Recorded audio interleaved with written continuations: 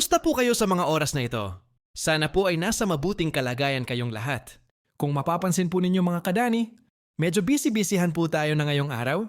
Hindi po ito dahil may trabaho, Tayo, kundi dahil naimbitahan po tayo sa isang maliit pero very special na salusalo. kasama ang ating mga kapwa content creator. At yes mga kadani, puro mga gwapong lalaki ang mga kasama natin ngayon. Parang casting ng pelikula, all-star, all-pogi, walang tapon.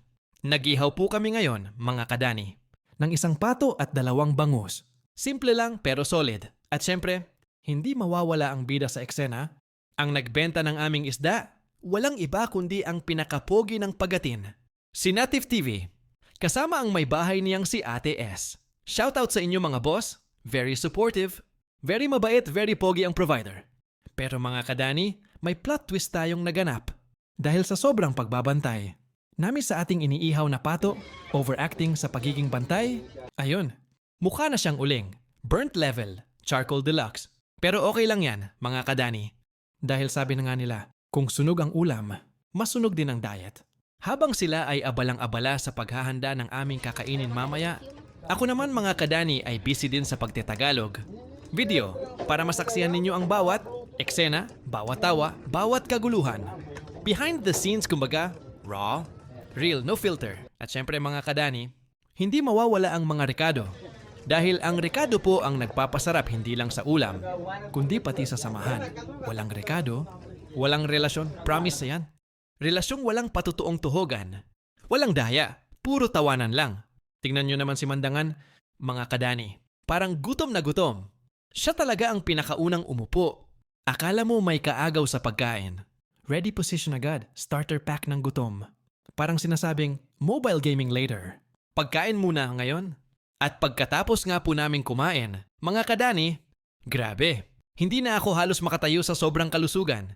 Full tank, overloaded, system error. Pero syempre, alhamdulillah, masarap ang pagkain, mas masarap ang samahan.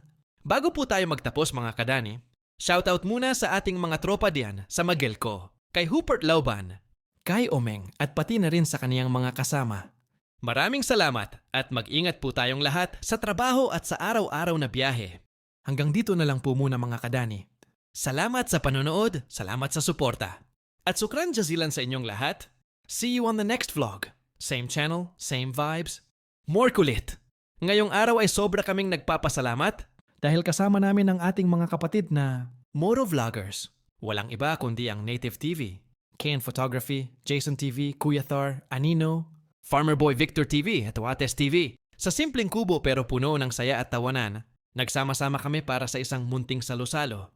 Hindi man enggrande ang lugar, pero ang samahan, napakayaman. At syempre, walang salo-salo na kumpleto kung walang ihawan. Habang ang apoy ay naglalagablab. Ang usok ay sabay na umaangat kasabay ng kwentuhan, tawanan at kulitan. Makikita mo talaga ang puso ng bayanihan. May nagbabantay ng ihawan, May naghahanda ng rekado at may kumukuha ng larawan at video para sa alaala. kasama ng iniihaw. Naghahanda rin kami ng pipino, Kamatis, sibuyas, at iba pang sariwang rekado. Simple lang pero swak. naswak sa inasal na bango ng pato at bangus. Habang iniikot ang isda sa ihawan, maririnig ang mga kwento ng buhay vlogger. Sakripisyo at pangarap. Patunay na mas masarap ang pagkain kapag may pagkakaibigan at respeto. Sa huli, hindi lang ito tungkol sa pagkain. Ito ay tungkol sa pagkakaisan, kultura at tunay na samahan ng mga content creator na may iisang layunin, ang magbahagi. Ng totoong kwento ng buhay. Maraming salamat sa pagsama sa amin. Hanggang sa muli mga kadani, peace, respect at salam.